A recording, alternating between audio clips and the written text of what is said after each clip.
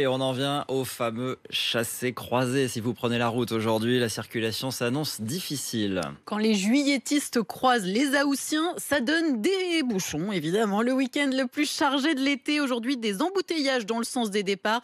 Pareil pour le retour, mais concentré sur le sud-est. Demain, c'est pire dans le sens des départs. Soyez vigilants et n'oubliez pas de faire des pauses. Dans le train, on est plutôt tranquille de ce côté, mais attendez-vous aussi à croiser beaucoup de monde. 400 000 voyageurs dans les gares, c'est une journée record. Nous sommes allés à la rencontre de ceux qui font le choix du train. C'est vrai que c'est parfois tentant de prendre l'avion à Paris-Nice, 1h30 dans les heures, 6 heures sur les rails. L'urgence écologique devient alors le seul argument. Reportage de Marilyn Hotman et Martin Juret. Devant le tableau d'affichage, Alessia et Jordan ont les yeux rivés sur leur destination de vacances. Et à destination de Nice-Ville. Hors de question pour eux de prendre l'avion pour rejoindre la Côte d'Azur. Que ce soit pour le train ou pour d'autres choses, on n'a pas peur de rajouter parfois même 100 euros.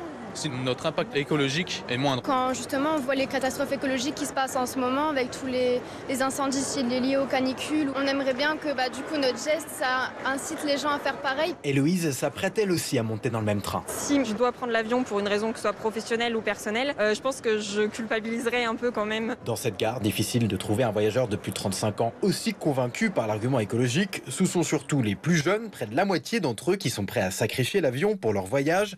Armelle Lecomte est responsable climat chez Oxfam France. Prendre l'avion, ça fait vraiment exploser notre empreinte carbone. Il faudrait aussi prendre en compte ce coût environnemental de l'avion pour qu'il y ait une incitation, puisque les gens regardent aussi ce que ça coûte. Et elle rappelle que les émissions de CO2 du trafic aérien pourraient tripler d'ici 2050.